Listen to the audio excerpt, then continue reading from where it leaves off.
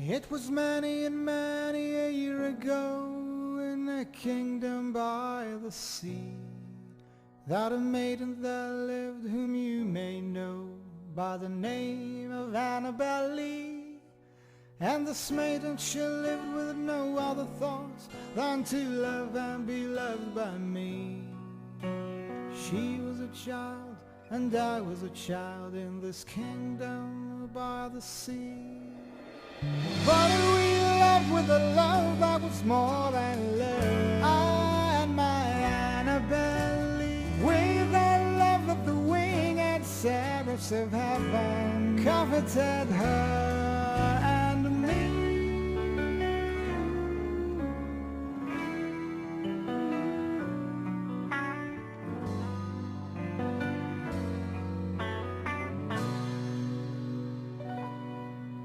And this was the reason that long ago, in this kingdom by the sea, the winds blew out of the cloud by night, chilling my Annabel Lee, so that a high-born kinsman came and bore her away from me, to shut her up in a sepulchre in this kingdom by the sea.